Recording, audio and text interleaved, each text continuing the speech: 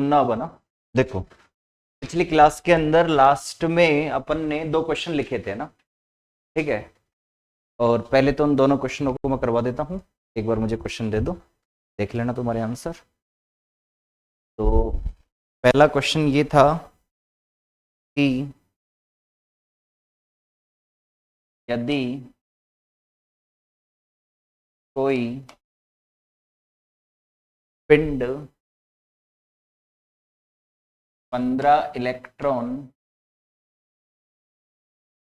प्राप्त करता है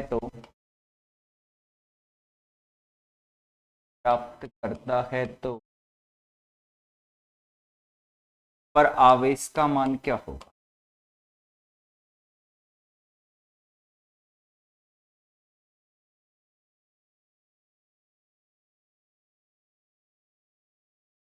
ठीक है, लो अब देखना, यदि इलेक्ट्रॉन कोई वस्तु है या पिंड है, वो क्या करता है 15 इलेक्ट्रॉन प्राप्त करेगा। क्या प्राप्त करेगा? 15 इलेक्ट्रॉन। इलेक्ट्रॉन मिलेंगे उसे तो क्या होगा? वस्तु कैसी हो जाएगी? ऋणावेशित हो जाएगी। अगर किसी वस्तु को इलेक्ट्रॉन मिलते हैं तो वो ऋणावेशित होती है, और किसी में से अगर इलेक्ट्रॉन निकाल लेते हैं तो वो कैसी होती है? धनावेशित होती है। तो उसे इलेक्ट्रॉन मिलेंगे तो वो कैसी होगी? ऋणावेशित होगी, यानी उस पर आवेश कैसा होगा? ऋणावेश होगा।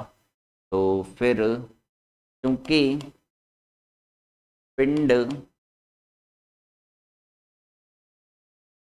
इलेक्ट्रॉन प्राप्त करता है, अतः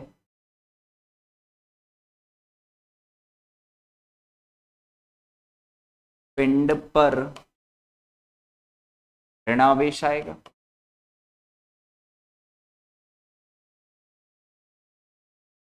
Q बराबर क्या होता है? Ne होता है, और माइनस लगा दूं मैं, कोई दिक्कत नहीं है क्योंकि नेगेटिव आवेश बनेगा ना, ठीक है ना। तो Q, N का मान उसने कितना दिया? 15, और 1.6 इंटू 10 की पावर -19 E का मान होता है। Q बराबर कितना हो गया? ये देखो 15 छिक्का 90 है ना, सॉरी क्या कर दिया जी। अपन को क्या करना है? इसको मल्टीप्लाई करना है, और इसको मल्टीप्लाई करके अपन को ये करना है। तो बताओ ये कितना हो गया? देखो इस 16 को किससे गुणा कर दो? सीधा सीधा 15 से गुणा। 16 को 15 से गुणा करेंगे तो बताओ कितना आ गया? 16 को 10 से गुणा किया 160 आ गया, और 160 में 80 जोड़ दो, कितना आ गया? 240 आ गया ये तो ना, ठीक है ना। ओके, 240 का मतलब कितना हो गया? ये 2.4 हो गया, ठीक है ना। 2.4 आ जाएगा, चेक कर लो ना। 2.4 कैसे आएगा? 24.0 आएगा, 24 आएगा, ठीक है। 24 गुणा 10 की घात माइनस का 19 गुलाम ये इस पर आ जाएगा। ठीक है ना, ये तो गुणा कर लोगे, इसमें तो कोई बड़ी वाली बात नहीं है। ठीक, बताओ तो, चलो सॉरी सीधा सा है, क्योंकि पिंड इलेक्ट्रॉन प्राप्त करता है अतः पिंड पर ऋणावेश आएगा, तो Q बराबर -Ne। ठीक है, N का मान 15, और ये हो गया 24 गुणा 10।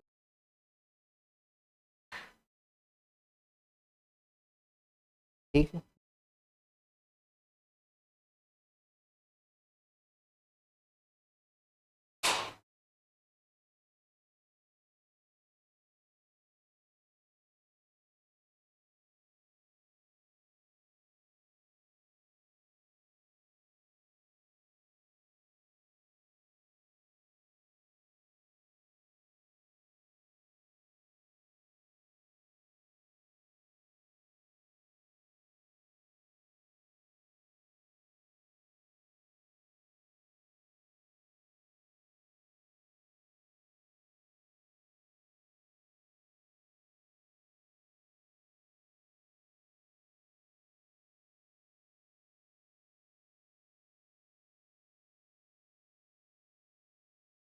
तो लिख ही रखा है, आप लोगों को केवल आंसर आंसर लिखना है ना।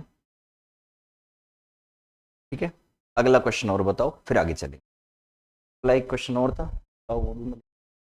अगला क्वेश्चन ये है, किसी पदार्थ पर 16 माइक्रोकुलम आवेश आवेश है तो इस पदार्थ में से कितने इलेक्ट्रॉन निकले हुए हैं। देखो क्वेश्चन है किसी पदार्थ में से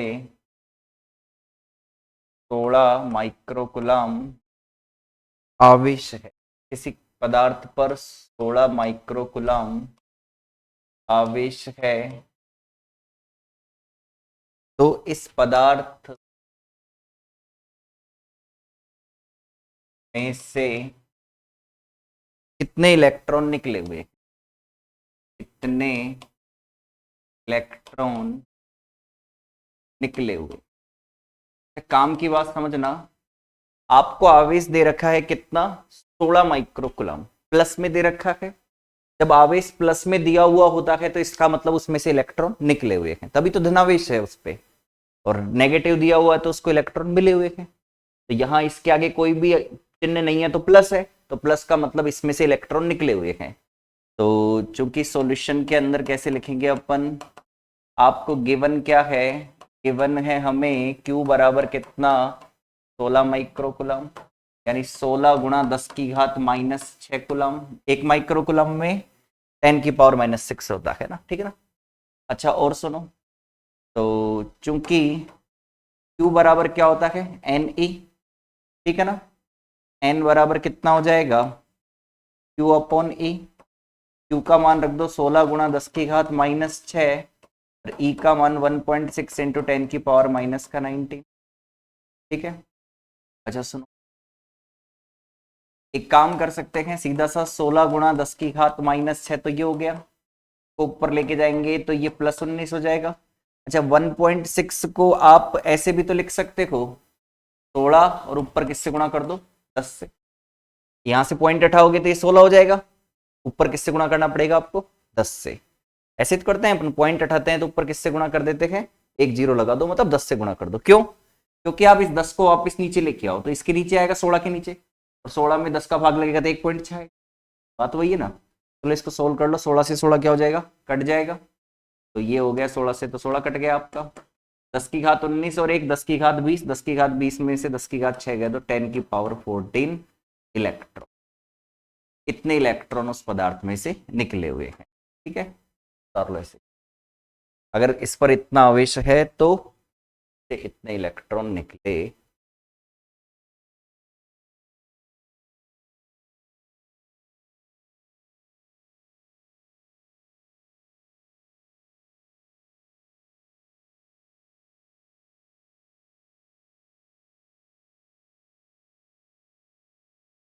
एक सवाल और करेंगे फिर आगे के गुणधर्म पे बात करेंगे, वो बहुत अच्छा सवाल है।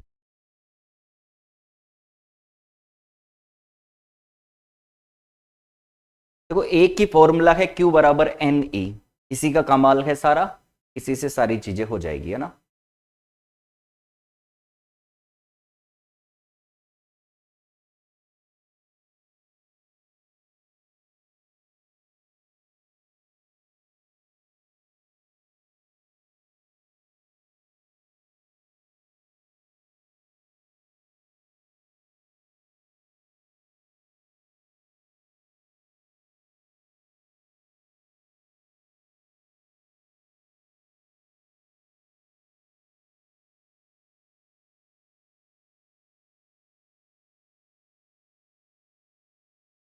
हो गया।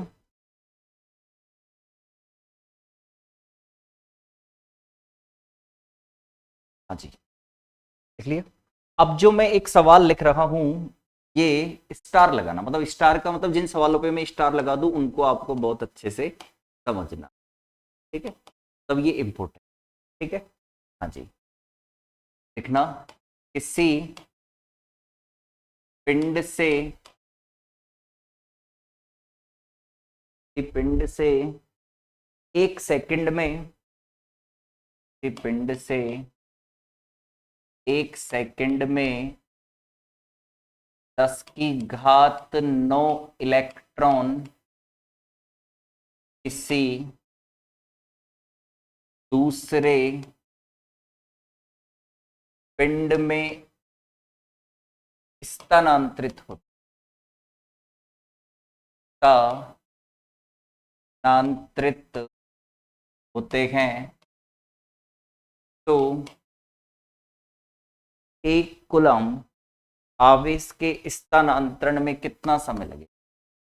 एक कूलम आवेश के स्थानांतरण में कितना समय लगेगा? कितना समय लगेगा? मजा आ जाएगा इस सवाल को सीख। 1 सेकंड में 10 की घात 9 इलेक्ट्रॉन एक पिंड से दूसरे पिंड पर स्थानांतरित होते हैं। तो एक कूलम आवेश को स्थानांतरित होने में कितना समय लगेगा? गजब का सवाल है, बहुत बढ़िया सवाल है। देख लिया हुआ, 4 लगाया है, मतलब आपकी किताब का सवाल है। ओके, अब कैसे कह रहा है, मेरे पास में 2 पिंड है, एक पिंड ये रहा, दूसरा पिंड में। ओके, अब इससे 1 सेकंड में कितने इलेक्ट्रॉन इधर चले जाते हैं? 10 की घात 9 इलेक्ट्रॉन इधर चले। कितनी संख्या में इलेक्ट्रॉन इस मान लो पिंड ए से बी में 1 सेकंड में कितने इलेक्ट्रॉन जाते हैं? 10 की घात -9 इलेक्ट्रॉन, 10 की घात 9 इलेक्ट्रॉन 1 सेकंड में इससे इधर पहुंच जाते, इससे इसमें 10 की घात 9 इलेक्ट्रॉन 1 सेकंड में पहुंच जाते हैं। ओके, 9 इलेक्ट्रॉन, 10 की पावर 9 इलेक्ट्रॉन 1 सेकंड में ए से बी में पहुंच जाते हैं। तो अब ये कह रहा है कि एक कूलम आवेश को यहां से यहां पहुंचने में कितना समय लगेगा? ठीक है, 10 की घात 9 इलेक्ट्रॉन 1 सेकंड में यहां से यहां पहुंचते हैं, तो एक कूलम आवेश को पहुंचने में कितना समय लगेगा? पहले तो आपको यह मालूम होना चाहिए कि एक कूलम आवेश में कितने इलेक्ट्रॉन होते हैं। ये सवाल मैंने करवा दिया, एक कूलम आवेश के अंदर कितने इलेक्ट्रॉन होते हैं? 6.25 × 10 की घात 18 इलेक्ट्रॉन होते हैं एक कूलम आवेश में। कितने इलेक्ट्रॉन होते हैं एक कूलम आवेश में? इतने होते हैं। तो 1 सेकंड में इतने इलेक्ट्रॉन जाते हैं, तो इतने इलेक्ट्रॉनों को पहुंचने में कितना समय लगेगा? अब सुनो, एक कूलम की ताकत पता चल जाएगी आज आप लोगों को कि एक कूलम आवेश का पावर कितना है। तो देखो कैसे सॉल्यूशन करेंगे, ध्यान देना। एक कूलम आवेश में इलेक्ट्रॉन की संख्या,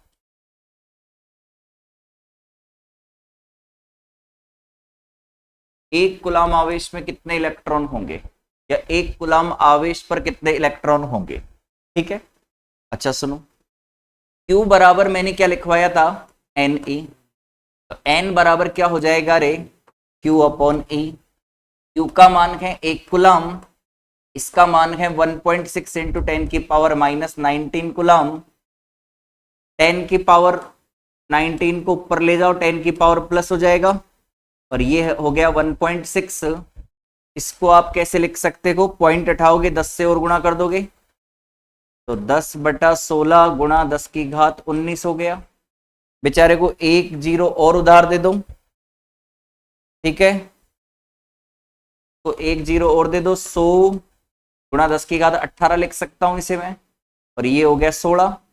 अरे ये अब भी 10 की घात 19 और 10 की घात 1 10 की घात 20 है, 10 की घात 18 और 10 की घात 2 कितना हो गया? 10 की घात 20 है। 16 में भाग लगाओ, सॉरी 100 में भाग लगाओ, 16 का कितना आएगा? 6.25 × 10 की घात 18 इलेक्ट्रॉन। यानी एक कूलम आवेश में इलेक्ट्रॉन की संख्या कितनी है, या एक कूलम आवेश पर इलेक्ट्रॉन की संख्या कितनी है? इतनी है। कितनी है? 6.25 × 10 की घात 18 इलेक्ट्रॉन है एक कूलम आवेश पर। अब सुनो, देखो 10 की घात 9 इलेक्ट्रॉन को एक पिंड से दूसरे पिंड में स्थानांतरित होने में कितना समय लगता है? 1 सेकंड। देखो, क्योंकि 10 की घात 9 इलेक्ट्रॉन को एक पिंड से दूसरे पिंड में स्थानांतरित होने में लगा समय, स्थानांतरित होने में लगा समय कितना है रे? 1 सेकंड। कितना है? 1 सेकंड। तो एक इलेक्ट्रॉन को एक पिंड से दूसरे पिंड में स्थानांतरित होने में कितना समय लगेगा? एक पिंड को कितना समय लगेगा? अरे सॉरी, एक इलेक्ट्रॉन को एक पिंड से दूसरे पिंड में जाने में कितना समय लगेगा? 1/10⁹ हो गया। अरे ये तो जानते हो ना, 10वीं क्लास में सवाल करते होंगे मैथ के अंदर, है ना, उस टाइप के पैटर्न का सवाल हो गया। 10⁻9 इलेक्ट्रॉन को एक पिंड से दूसरे पिंड में स्थानांतरित होने में कितना समय लगा? 1 सेकंड। तो एक इलेक्ट्रॉन को पहुंचने में कितना समय लगेगा? 1/। अपन को कितने इलेक्ट्रॉन का चेक करना है? इतने इलेक्ट्रॉन का। अपन को बोला है 1 कूलम आवेश को स्थानांतरित होने में, तो सबसे पहले मैंने 1 कूलम आवेश में इलेक्ट्रॉन चेक कर लिए, तो उसमें इलेक्ट्रॉन इतने थे। तो अब बताओ कितने इलेक्ट्रॉन चेक करना है? 6.25 × 10⁻18। ये 1 कूलम आवेश है। ये कितना कूलम आवेश है? 1 कूलम आवेश का मतलब है इतनी संख्या में इलेक्ट्रॉन। 1 कूलम आवेश का मतलब क्या है? इस संख्या में इलेक्ट्रॉन। किसी भी आवेश का पावर किससे पता चलेगा? उसमें कितने इलेक्ट्रॉन हैं। कोई भी चार्ज का पावर कैसे पता चलेगा? उसकी ताकत कैसे पता चलेगी? उसमें कितने इलेक्ट्रॉन हैं। तो 1 कूलम आवेश के पास इतने इलेक्ट्रॉन होते हैं। ठीक है, अब 10⁹ इलेक्ट्रॉन को एक पिंड से दूसरे पिंड में स्थानांतरित होने में 1 सेकंड लगता है। तो एक इलेक्ट्रॉन को एक पिंड से दूसरे पिंड में स्थानांतरित होने में कितना समय लगेगा? 1/10⁹। तो 6.25 × 10⁻18 इलेक्ट्रॉन को एक पिंड से दूसरे पिंड में स्थानांतरित होने में कितना समय लगेगा? तो गुणा कर दूंगा किससे? 6.25 × 10⁻। ठीक है, अब इसको सोल्व कर लोगे ना तो वो समय पता चल जाएगा 1 कूलम आवेश को स्थानांतरित होने में लगा समय। आओ देखो, 6.25 × 10⁻, इसको ऊपर लेके जाऊंगा तो 10⁻⁻9 हो जाएगा। 18 में से 9 गया तो कितना बचा? 9 बचा। यानी इतना समय लगेगा, इतना सेकंड लगेगा, इतने सेकंड के अंदर 1 कूलम आवेश स्थानांतरित होगा। यह समय किसके अंदर है? सेकंड के अंदर है। अब सुनो, काम की बात ये नहीं है, काम की बात तो अब है वो सीखने की। आंसर तो आपका यहां पे आ गया ना, पर मैं आपको एक चीज सिखाता हूं। इतने सेकंड में आपका 1 कूलम आवेश एक पिंड से दूसरे पिंड में जाएगा, इतने समय में, यानी इतने सेकंड में। अब सेकंड को परिवर्तित करो पहले मिनट में। आओ देखो कैसे परिवर्तित करते हैं। जब आप सेकंड को मिनट में परिवर्तित करते हो तो 60 का भाग लगाते हो। लो, अब ये संख्या किस में कन्वर्ट हो जाएगी? मिनट में आ जाएगा आंसर। अब आप मिनट को घंटों में चेंज करने के लिए फिर किससे गुणा कर दोगे? 60 से गुणा कर दोगे। अब घंटे को दिन में कन्वर्ट करने के लिए किससे गुणा करना पड़ेगा? 24 से। और दिन को वर्ष में कन्वर्ट करने के लिए किससे गुणा करना पड़ेगा? 365 से। तो अब आंसर ये किसके अंदर आएगा? वर्ष के अंदर आएगा। किसके अंदर आएगा? वर्ष के अंदर। इस अंक को सोल्व करेंगे अपन और एग्जैक्ट पता लगाएंगे कितने वर्ष लगेंगे 1 कूलम आवेश को एक पिंड से दूसरे पिंड में जाने में। अब आओ देखो मजा आएगा इस सवाल को सोल्व करने के अंदर। देखो मैं बताता हूं,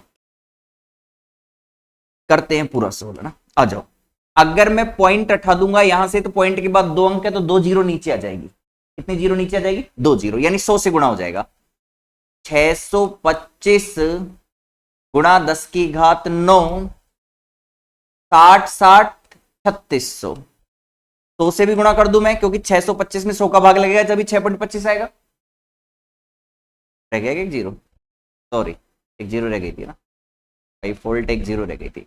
अच्छा ये समझ में आ गया 100 का भाग क्यों लगाया? क्योंकि 625 में 100 का भाग लगेगा जब 6.25 आएगा। गुणा 24 × 365।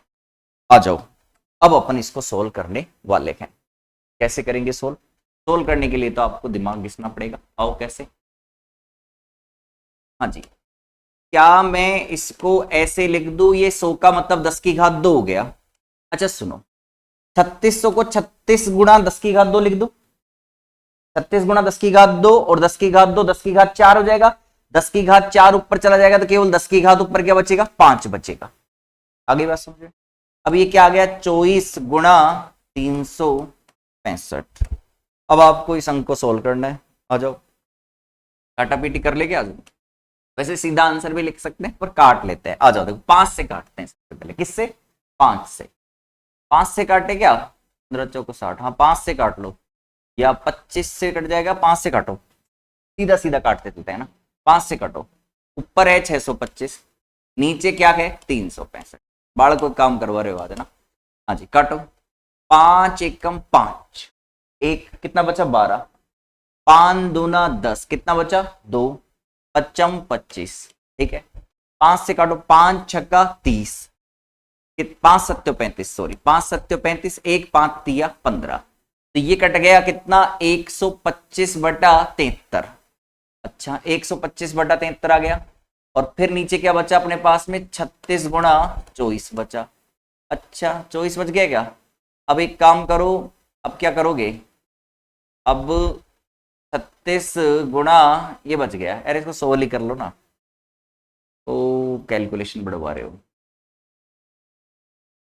1 0 2 0 3 0 4 0 5 0, 10 की घात 5 का मतलब ये हो गया। इस अंक को सोल्व करो, कितना आएगा। कैलकुलेटर से ही सोल्व कर लेते हैं, क्यों टाइम वेस्ट करे अपन, क्या करेगा टाइम वेस्ट, कैलकुलेटर से कर लेते हैं, नहीं तो समय लग जाएगा बहुत ज्यादा, फालतू टाइम वेस्ट होएगा अपना ना। कर लोगे इसे तो ना आप लोग सोल्व। चलो इसका सॉल्यूशन, वैसे मुझे मालूम है इसका आंसर क्या आएगा, पर मुझे एग्जैक्ट बताना है। 200 वर्ष के आसपास आएगा आंसर, तो मुझे रट्टा पड़ा है, ठीक है। गुणा 5 0 1 2 4 5, ठीक है। और भाग इसके अंदर लगाओ 73 गुणा 36 गुणा 24, 73 गुणा 36, एक सेकंड, ये आ गया 12 500 000। अब 73 गुणा 36 गुणा 24, इसके अंदर 63 0 72 का भाग लगाओ। 125 2 0 1 2 3 0 भाग 63 0 72, ये आ गया भाई साहब आपके 198.186199899, इसका फाइनल आंसर आ गया, ठीक है।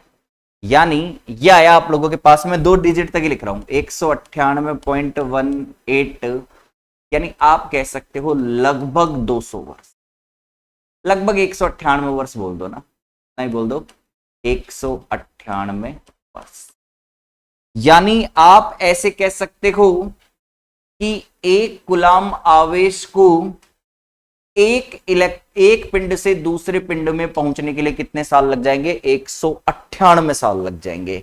अगर 1 सेकंड में 10 की घात 9 इलेक्ट्रॉन जाएंगे ना, तब भी इतना टाइम लग जाएगा। सुनो सुनो सुनो सुनो काम की बात, 10 की घात 9 का मतलब समझो, 1 2 3 4 5 6 7 8 9, 1 सेकंड में इतने इलेक्ट्रॉन जाएंगे ना, तब भी एक कुलाम आवेश को पहुंचने में कितने साल लग जाएंगे, 198 साल।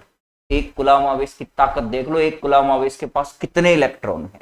मैं क्या कह रहा हूं, अगर 1 सेकंड में, 1 सेकंड, मात्र 1 सेकंड के अंदर इतने इलेक्ट्रॉन जाएंगे ना एक पिंड से दूसरे पिंड में, तो भी एक कुलाम आवेश को पहुंचने में कितना साल लग जाएगा, 198 साल लग जाएंगे। एक कुलाम आवेश के पास इतने इलेक्ट्रॉन हैं। आप तो क्या कहते हो, जैसे 1 सेकंड मान लो 10 इलेक्ट्रॉन जाए, चलो सपोज करो मैं से कहूं कि 1 सेकंड में मान लो कितने इलेक्ट्रॉन जाए, 10 इलेक्ट्रॉन जाए, तो 1 सेकंड में अगर 10 इलेक्ट्रॉन जाए, तो फिर आप काउंट ही नहीं कर सकते इतने, ये ना 198 के आगे 0 0 0 0 0 0 लगाते चलो, इतने साल लग जाएंगे। तो 2 4 करोड़ 5 करोड़ 10 करोड़, है ना, 200 करोड़ 500 200 2000 करोड़ साल लग जाएंगे एक कुलाम आवेश को स्थानांतरित होने। तो एक कुलाम आवेश का पावर इतना, ठीक है। आगे बस मुझे सवाल समझ में आ गया, एक कुलाम आवेश को ना, ये तो पूरा सोल्व कर दिया, बाकी आपकी किताब के अंदर देखो, आप यहां तक भी सोल्व कर सकते हो सेकंड, ठीक है ना। इतने सेकंड लगेंगे। अभी इस सेकंड को आपने वर्ष में कन्वर्ट कर लिया, आप चाहो तो मिनट में कन्वर्ट कर लो आंसर को, आप चाहो तो किस में कन्वर्ट कर लो, घंटों में कन्वर्ट कर लो, आप चाहो तो दिन में कन्वर्ट कर लो, और आप चाहो तो साल में। अगर सेकंड को मिनट में कन्वर्ट करना है तो 60 का भाग लगाओ, केवल मिनट में कन्वर्ट करना है। अगर आपको सेकंड को किस में कन्वर्ट करना है, घंटों में कन्वर्ट करना है, तो 60 गुणा 60। अगर दिन में कन्वर्ट करना है तो 24 से और गुणा करो, क्योंकि एक दिन में 24 घंटे होते हैं, घंटे में कन्वर्ट करना है तो ना। और अगर आपको फिर वर्ष में कन्वर्ट करना है तो 365 का भाग लगा दोगे। इतना पावर है एक इलेक्ट्रॉन। चलो उतार लो आंसर।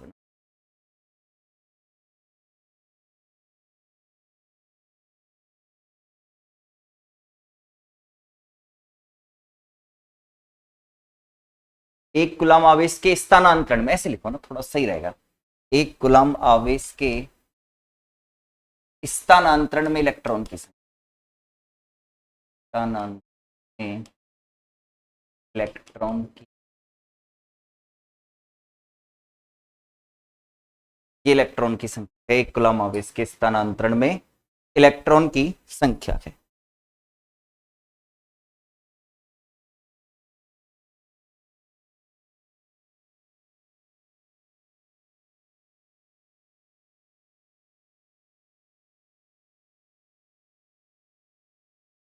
लगभग 199 वर्ष भी बोल सकते हैं ना, कुछ किताबों में 200 वर्ष, किसी में 198, किसी में 200 ना, ऐसे ही होता है ना, ये आंसर है ना।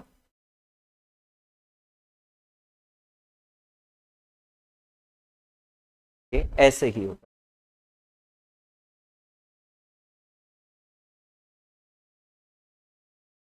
है, एक कूलम आवेश के स्थानांतरण में इलेक्ट्रॉन की, या तो आप इतना सा ध्यान रख लो कि एक कूलम आवेश का मतलब क्या है, इतने इलेक्ट्रॉन।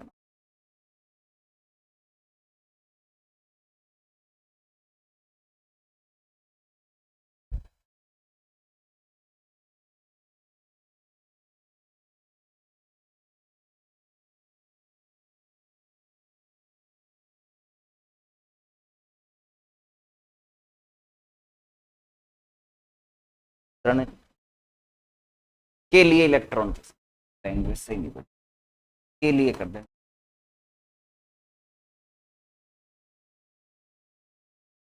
में नहीं, के लिए ना,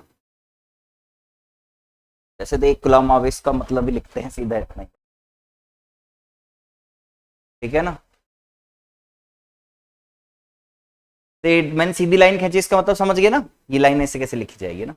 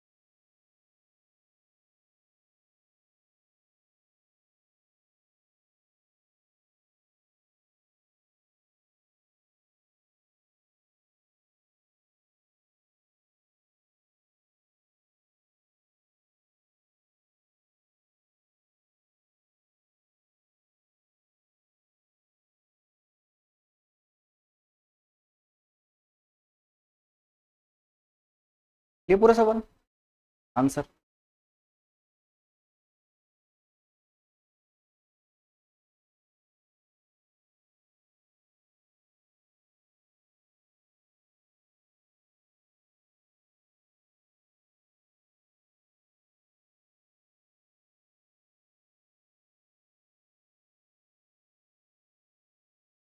ठीक है, कोई दिक्कत नहीं है इसमें, आंसर के अंदर देख लो ना, आप सीधा ही लिख दो ना, 198 वर्ष।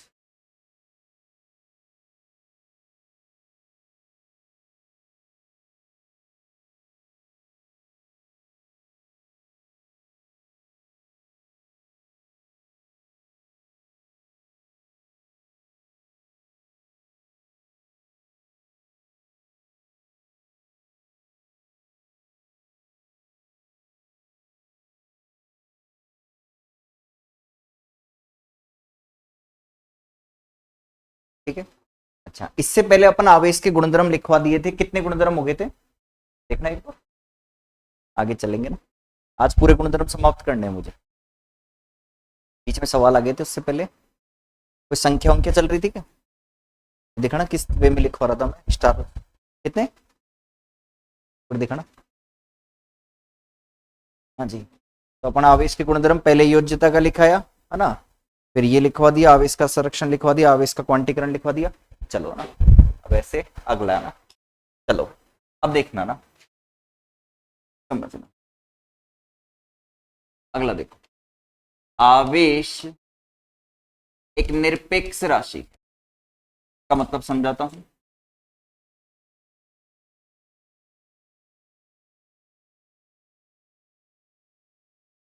का मान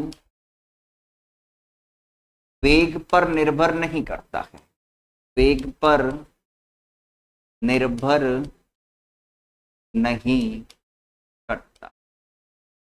आज दो चीज है, समझना ना, आ जाओ। दो चीज होती है, एक होता है आवेश, एक होता है द्रव्यमान। एक तो क्या चीज होती है, आवेश, और एक राशि क्या है, द्रव्यमान। देखो, आवेश का मान वेग पर निर्भर नहीं करता, पर द्रव्यमान हमेशा वेग पर निर्भर करता है। मैं आपको समझा दूं, आवेश का मान वेग पर निर्भर कैसे नहीं करता, इस बात को समझो। जैसे मान लो कोई 1 कूलम आवेश है, और यह आवेश कैसा है, स्थिर है। स्थिर का मतलब अभी वेग कितना है, 0 है। अब इस 1 कूलम आवेश को आप क्या करवा दो, गतिमान करवा दो। क्या करवा दो, गति करवा दो। तो गति करवाओगे ना, तो भी इसका मान क्या रहेगा, 1 कूलम ही रहेगा। अगर कोई 1 कूलम आवेश है, अगर वो स्थिर है, तो भी कितने कूलम का है, वो 1 कूलम का है। अब वो कितने ही वेग से गति करे, चाहे नियत वेग से गति करे, चाहे त्वरित वेग से गति करे, तो भी उसका मान कितना रहने वाला है, केवल 1 कूलम ही रहने वाला है, उसका मान चेंज नहीं होता। पर द्रव्यमान के साथ ऐसा नहीं, द्रव्यमान वेग के साथ बदलता है। मैं आपको सिखाता हूं कैसे, ध्यान देना। आवेश कभी वेग के साथ नहीं बदलता, जितना आवेश है उतना ही रहेगा। जैसे ये वस्तु है, इस वस्तु पर जितना आवेश है ना, उतना ही रहेगा, चाहे ये रुकी हुई है, चाहे ये चल रही है। रुकी हुई है तब भी अगर इसके ऊपर 1 कूलम आवेश है, तो ये चल रही होगी तब भी इस पर आवेश कितना होगा, 1 कूलम ही होगा। यानी गतिमान अवस्था में जितना आवेश होता है उतना ही विराम अवस्था में होता है। यानी आप कह सकते हो Q विराम बराबर क्या लिख सकते हैं, Q गतिमान बराबर होता है आवेश। ठीक है, इसलिए आवेश कैसी राशि होती है, निरपेक्ष। वो वेग पर निर्भर नहीं करती। निरपेक्ष का मतलब है वेग पर निर्भर नहीं, पर द्रव्यमान वेग पर निर्भर करता है। और द्रव्यमान की वेग पर निर्भरता कैसे दर्शाई जाती है, मैं आपको बता देता हूं। m बराबर m0 root 1 minus we square बटा सी। ये द्रव्यमान किस पर निर्भर करता है, वेग पर निर्भर। अगर आप वेग चेंज करोगे ना, वेग बढ़ाओगे तो द्रव्यमान चेंज, अगर वेग बढ़ाओगे तो द्रव्यमान चेंज होगा। ठीक है, वेग चेंज करेंगे तो क्या होगा, द्रव्यमान चेंज होगा ना। द्रव्यमान वेग के साथ बदलता है। ये m देख लो किस पर निर्भर करता है, v पर निर्भर करता है। v आप जैसे जैसे चेंज करोगे तो ये क्या होगा, चेंज होगा। m0 क्या है, स्थिर अवस्था में द्रव्यमान है। कैसा है, जब रुकी हुई वस्तु है ना, तब उसका द्रव्यमान किससे रिप्रेजेंट करते हैं, m0 से। और जब मान लो वो गतिमान है, तो उसका द्रव्यमान किससे रिप्रेजेंट करेंगे अपन। जैसे मैं आपको एक एग्जांपल से समझा दूं इस चीज को, आ जाओ देखो। जैसे मान लो कोई वस्तु है जिसका द्रव्यमान है 50 किलोग्राम। कितना है, 50 किलो। तो ये इसका कौन सा द्रव्यमान है, m0। अब ये वस्तु किस वेग से गति कर रही है, सर ये वस्तु गति कर रही है 0.6 सी वेग से। किस वेग से, 0.6 सी। सी यहां प्रकाश का वेग है, यानी प्रकाश के वेग को 0.6 से गुणा कर देंगे ना, उस वेग से वस्तु गति कर रही है। तो अब इसका द्रव्यमान बताओ, तो मैं बताता हूं इसका द्रव्यमान कितना होगा। आ जाओ, ये फॉर्मूला होता है, अभी मैंने आप लोगों को बताया, ये बहुत आगे की चीजें है, कॉलेज लेवल की चीजें है ना, ठीक है ना। पर मैं आपको बता देता हूं, m का मान कितना है, m0 का 50। आपने ये मान रखा कितना, 0.6 सी। 0.6 सी का स्क्वायर बट्टा सी स्क्वायर। अच्छा आओ, 50 बट्टा सी स्क्वायर से सी स्क्वायर कट जाएगा। 0.6 का स्क्वायर मतलब 0.36। 0.36 अगर एक में से जाएगा तो 0.64। 0.64 का मतलब समझते हो कितना होता है, 0.64 का रूट लेंगे तो कितना आ जाएगा, 0.8 आ जाएगा। 0.8 का मतलब समझते हो कितना होता है, 0.8 का मतलब होता है 8/10, यानी 500 में 8 का भाग लगा दो। 0.64 का रूट कितना होगा, 0.8 होगा। 0.8 का मतलब कितना होता है, 8/10 होता है। 10 से ऊपर गुणा करो, 500 में 8 का भाग लगा दो। 500 में 8 का भाग लगाओ, कितना आएगा बोलो, 8 छिंग 48। फिर 2 बचेगा, कितनी बार जाएगा, 8 दूना 16, मतलब 16 पॉइंट, सॉरी 62 पॉइंट समथिंग कुछ आएगा। तो बताओ जब वो स्थिर था तो उसका द्रव्यमान कितना था, 50 किलोग्राम। जब मैंने उसको इस वेग से गतिमान करवा दिया तो उसका द्रव्यमान क्या हो गया, 62 से आसपास चला गया, मतलब द्रव्यमान क्या हो गया, बढ़ गया। तो इसका मतलब जब द्रव्यमान की बात करते हैं तो द्रव्यमान एक सापेक्ष राशि है, किस पर निर्भर करती है, वेग पर। वेग चेंज करने से द्रव्यमान भी क्या होता है, चेंज होता है। पर ध्यान देना, आवेश के साथ ऐसा नहीं है। आवेश स्थिर है, जैसे मान लो आवेश 50 कूलाम का है, कितने कूलाम का है, 50 कूलाम का। जैसे मान लो कोई वस्तु है, ए वस्तु है, इस पर आवेश कितना है, 50 कूलाम आवेश है। अब इसको गति करवा दो किस वेग से, 0.6 सी वेग से गति करवा दो। अब पूछो इस पर आवेश कितना होगा, अब भी कितना होगा, 50 कूलाम। ये वेग पर निर्भर नहीं करता है। आगे कहानी समझिए, देखो पॉइंट तो छोटा सा है, आवेश एक निरपेक्ष राशि है, इसका मान वेग पर निर्भर नहीं करता है, अर्थात Q विराम बराबर Q गतिमान। जितना आवेश विराम अवस्था में है उतना ही क्या होता है, गतिमान अवस्था में। उतार लो इसे।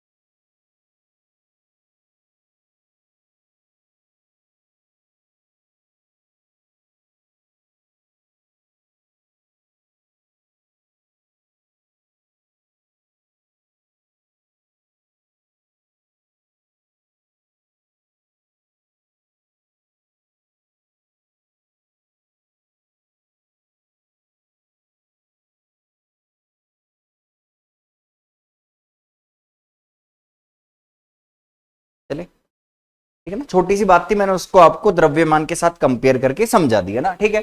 आ जाओ अगली बात, देख ली नहीं बात ना। अच्छा सुन, ये बात मैं पहले भी बता दिया था आप लोगों को। जैसे मान लो आवेश स्थिर है, पहली क्लास में बताया था, स्थिर आवेश केवल क्या उत्पन्न करता है, विद्युत क्षेत्र। क्या उत्पन्न करता है, विद्युत क्षेत्र। नियत वेग से गतिमान आवेश क्या उत्पन्न करता है, विद्युत क्षेत्र और चुंबकीय क्षेत्र दोनों। और यदि त्वरित गति करे आवेश तो वो कौन सा उत्पन्न करता है, विद्युत क्षेत्र, चुंबकीय क्षेत्र और विद्युत चुंबकीय तरंग, तीनों, है ना। तो आओ देखो, तो आप लिख सकते हो स्थिर आवेश केवल विद्युत क्षेत्र उत्पन्न करता है।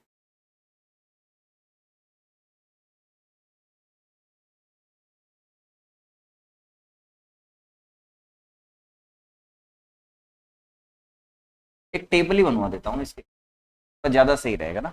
एक टेबल बनवा दो छोटी सी, है ना, के अंदर ये सारी चीजें आ जाएंगी ना, ज्यादा अच्छा है। देखो टेबल में कुछ ऐसा ले लेते हैं अपन, बस समझाता हूँ, ऐसा फॉर्मेट बनाने दो।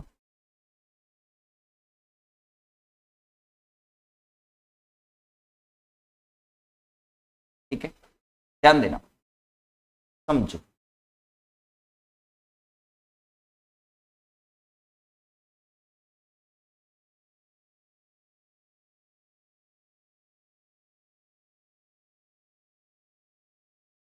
इधर तो लिख रहा हूं मैं विद्युत क्षेत्र,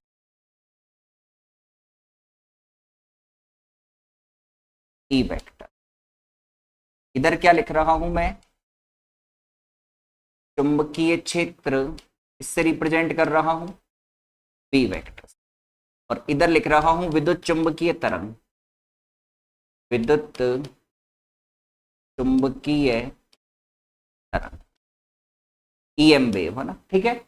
आ जाओ, अब यदि कहानी सुनना मेरी बात ढंग से, अगर आवेश आपका कैसा है, स्थिर है, इधर लिख देता हूं मैं आवेश। अब आवेश यदि स्थिर है, कैसा है, स्थिर, समझ गए, समझ गए ना। तो केवल क्या उत्पन्न होगा, विद्युत क्षेत्र। चुंबकीय क्षेत्र और विद्युत चुंबकीय तरंग पे क्या आएगा, क्रॉस आएगा। आगे सीधी सी बात समझ में। स्थिर आवेश क्या उत्पन्न करता है, केवल विद्युत क्षेत्र। चुंबकीय क्षेत्र और विद्युत चुंबकीय तरंग पे क्या आ गया, क्रॉस आ गया। अच्छा सुनो, अगर आवेश नियत वेग से गतिमान, नियत वेग से गतिमान, तो फिर क्या क्या उत्पन्न करेगा, विद्युत क्षेत्र भी उत्पन्न करेगा और चुंबकीय क्षेत्र भी विद्युत चुंबकीय तरंग पे क्या आ जाएगा, क्रॉस आ जाएगा। अच्छा और देखो, एक फॉर्मेशन और दिखा देते हैं ना।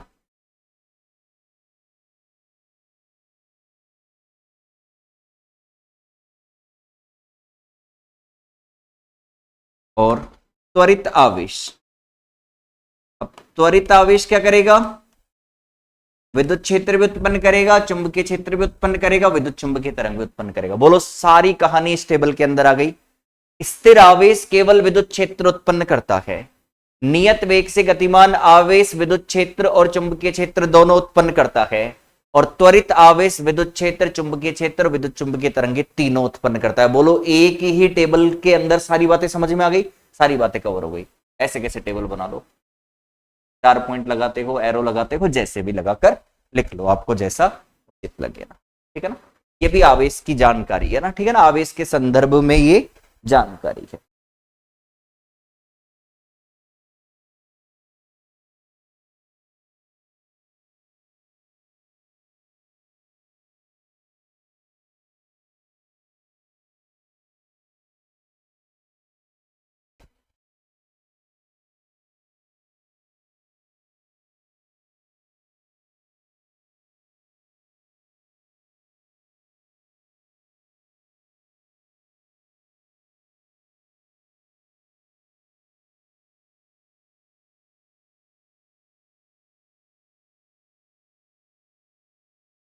स्थिर आवेश केवल क्या उत्पन्न करता है, विद्युत क्षेत्र।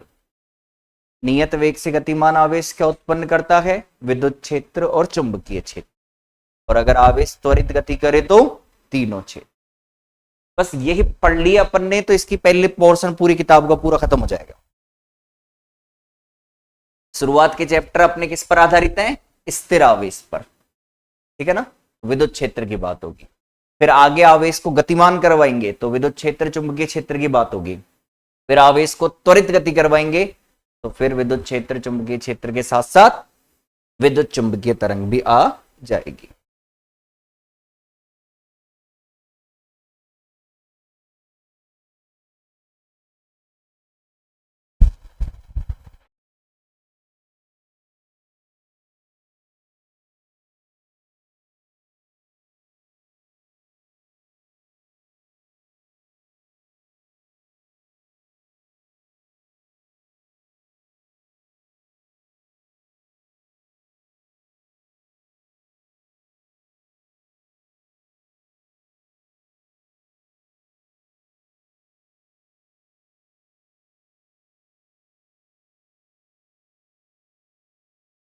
ठीक है, इतने जितने गुणधर्म हो गए, अब अंतिम और बचता है, बाकी सारे हो गए ना, ठीक है, देख लिए, हो गया कंप्लीट।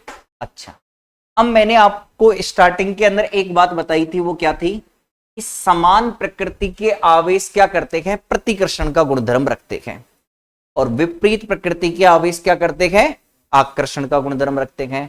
और एक चीज और बताई थी, अनावेशित और एक आवेश कोई सा भी हो, धनावेश हो ऋणावेश हो, उनमें क्या होता है, हल्का आकर्षण होता है। तो मैं ये चाहूं तो डायग्राम से भी बना सकता हूं, या फिर मैं ऐसे भी लिख सकता हूं। देखो सोचता हूं, देखो कैसे बनाऊं, देखो डायग्राम से बना देता हूं। सजातीय आवेश, सजातीय आवेश को बोलते हैं समान प्रकृति के आवेश, ध्यान देना ना, समान प्रकृति के आवेश। इनमें कैसा गुणधर्म होता है, प्रतिकर्षण का। आओ देखो, थोड़ा सा डायग्राम ले बना देते हैं, थोड़ा अच्छा शो होगा। इधर ध्यान दो, ये दो आवेश हैं, ये भी प्लस है, ये भी प्लस है, दोनों की प्रकृति क्या हो गई, समान हो गई। अगर दोनों की प्रकृति समान हो गई तो अब देखो इनमें जो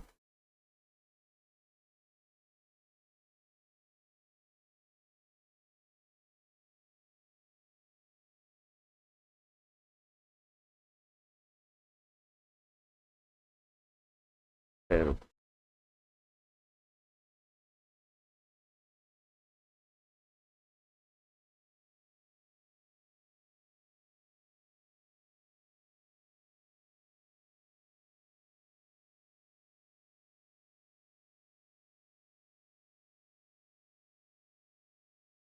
याद पे चलाना बड़ा। तो समान प्रकृति के आवेश क्या एक दूसरे को प्रतिकर्षित करेंगे, क्या करेंगे, प्रतिकर्षण, प्रतिकर्षण। ठीक है, आ जाओ एक और ले लेते हैं। अगर दोनों प्लस हुए तो भी क्या करेंगे, सॉरी दोनों माइनस हुए तो भी क्या करेंगे, एक दूसरे को प्रतिकर्षित करेंगे। अब जैसे मान लो ये भी माइनस हुआ ये भी माइनस हुआ तो भी क्या करेंगे, दोनों एक दूसरे को प्रतिकर्षित। समान प्रकृति के आवेश क्या करते हैं, प्रतिकर्षण करते हैं भाई। कौन सा कर्षण करते हैं, प्रतिकर्षण करते हैं। क्या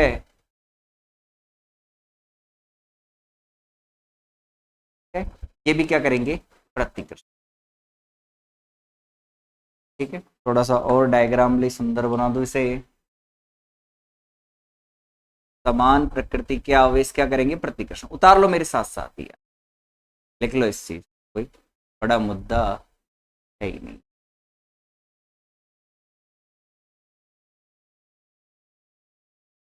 समान प्रकृति के आवेश क्या करते हैं, प्रतिकर्षण।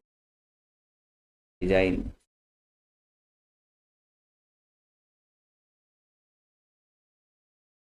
है,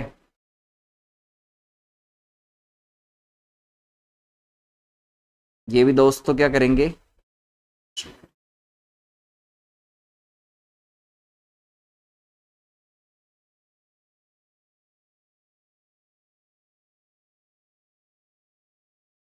इन्हें बोलते हैं सजातीय आवेश, यानी एक ही जाति के। ये क्या करेंगे, प्रतिकर्षण। लिख लो,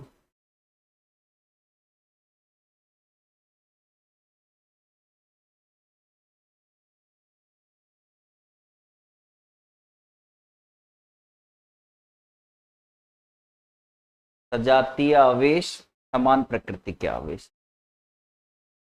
ये क्या करेंगे, प्रतिकर्षण करेंगे। डायग्राम भी सही हो जाता है ना। समान प्रकृति के आवेश क्या करते हैं, प्रतिकर्षण करते हैं, और विपरीत प्रकृति के आवेश क्या करते हैं, आकर्षण करते हैं। विपरीत प्रकृति के आवेश आकर्षण करेंगे भैया ना, खराब हो रहा है। चलो लिख लिया, लाइक चार्जेस है ना, ठीक है लिया। आगे चलो, अब लिखेंगे विजातीय। अब विजातीय आवेश यानी विपरीत प्रकृति के आवेश। विपरीत प्रकृति का मतलब समझते हो, एक प्लस हो और एक क्या हो, माइनस हो। तो मान लो ये आपका क्या है, प्लस है, ये आपका क्या है, माइनस है। अब इनके बीच क्या होने वाला है, देखो इनके बीच आकर्षण होने वाला है, इनके बीच क्या होने वाला है, आकर्षण। ठीक है ना, इनके बीच क्या हो जाएगा रे, आकर्षण। तो ये लो,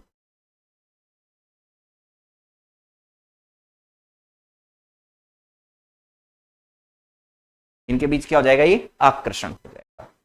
इधर क्या लिखेंगे, अगला लिख लो ये भी। विजातीय आवेश यानी विपरीत प्रकृति के आवेश एक दूसरे से क्या करते हैं, आकर्षण।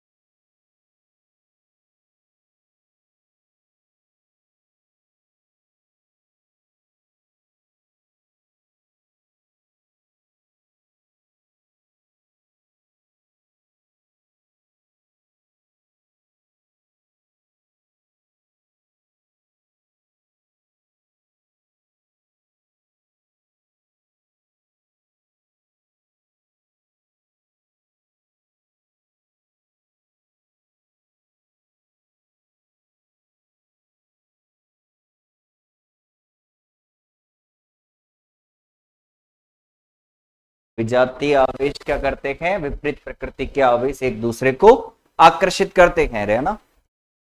विजातीय आवेश एक दूसरे को क्या करते हैं, आकर्षित करते हैं। अब तीसरी चीज सुनना, आ जाओ। तीसरी चीज क्या है, इधर ध्यान दो। तीसरी चीज मैंने आप लोगों को बताई थी, मैं तो दोनों। तीसरी चीज क्या समझ रहे हो? जैसे मान लो ये तो आपका है उदासीन, ठीक है, और ये आपका है धनावेश, ये आपका पॉजिटिव है। और अगेन इधर लिख देता हूं इसके अंदर ही ना, उदासीन। उदासीन का मतलब क्या होता है? अनावेशित। और ये प्लस है, और ये क्या है? उदासीन है। और ये क्या है? माइनस है। तो इनके बीच में क्या होगा? आकर्षण होगा, हल्का आकर्षण। क्या लिख दूं मैं इधर एरो लगाकर? हल्का आकर्षण। मैंने आपको एग्जांपल बताया था, याद है क्या आप लोगों को? मैं बताता हूं, याद दिलाता हूं। देखो, जैसे बचपन में प्रयोग किया हो तो ठीक है, नहीं किया हो तो सुन लो। एक कंघी है, कंघी, ठीक है। पहले उस पर कोई आवेश नहीं था, कोई आवेश नहीं था। अब आपने क्या किया? उसे बालों पर रगड़ा, तो घर्षण के कारण क्या आ गया? उस पर आवेश आ गया। अब आप कागज के छोटे छोटे टुकड़े कर लो, उनके पास लेके जाओ, तो टुकड़ों को क्या कर लेता है? वो अपनी तरफ आकर्षित कर लेता है। क्या कर लेता है? टुकड़ों को अपनी तरफ क्या कर लेता है? आकर्षित कर लेता है। तो देखो मैं ट्राई करता हूं, मेरे हेयर में तो ऑयल है नहीं, ठीक है, कंघी तो है नहीं, मेरे हेयर में ऑयल है नहीं। तुम में से कोई ऑयल लगाता है? देख रखनी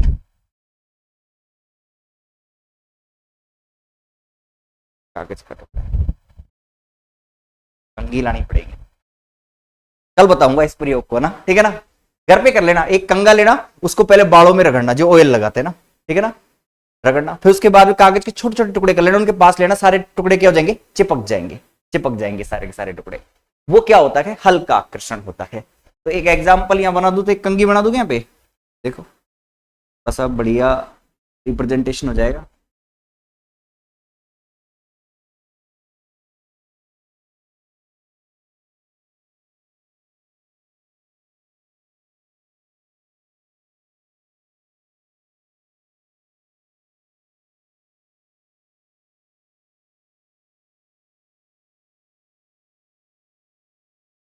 ये क्या हो गई आपकी? कंघी। क्या हो गई? कंघी। और जो कंघी होती है वो क्या होती है? आवेशित कंघी है। आप रगड़ोगे ना इसे, तो इस पर आवेश आ जाएगा। तो ये तो क्या है आपकी? आवेशित। तो जैसे ये आवेशित हो गई ना, ये चार्ज हो गया। अब उदासीन का मतलब इस पर कोई कागज के टुकड़े लेके आओ ना, कागज के छोटे छोटे टुकड़े ले आते हैं।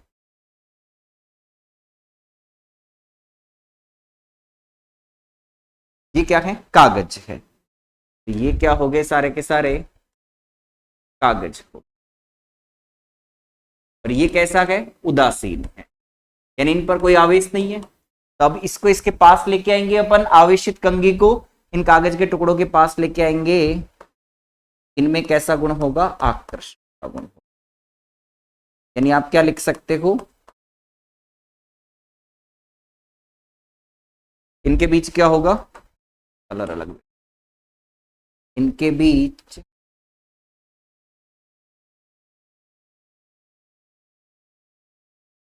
हल्का आकर्षण। बताओ, ये पूरी बात डायग्रामली समझ में आ गई ना? याद रहेगी ना? उदासीन को आवेशित के साथ लेके आओगे तो कैसा होगा? हल्का आकर्षण। तो ये तो आवेशित हो गई कंघी, और इन पर क्या है? उदासीन है कागज। पास लेके आएंगे तो ये क्या हो जाएंगे? आकर्षित हो जाएंगे। क्या हो जाएंगे? आकर्षित। यानी ये आप कह सकते हो, ये उदासीन वस्तु इसके पास आ जाएगी, पास आ जाएगी, इसके पास आ जाएगी, ठीक है। तो इनके बीच क्या होता है? हल्का आकर्षण। अगला पॉइंट ये लगा लो, ठीक है ना। समान प्रकृति के आवेश क्या करेंगे? प्रतिकर्षित। विपरीत प्रकृति के आवेश एक दूसरे को क्या करेंगे? आकर्षित। और तीसरा ये अपन लिख सकते हैं कि उदासीन और प्लस माइनस के बीच में क्या होता है? हल्का आकर्षण होता है। क्या होता है रे? हल्का आकर्षण होता है। क्या होता है? हल्का आकर्षण।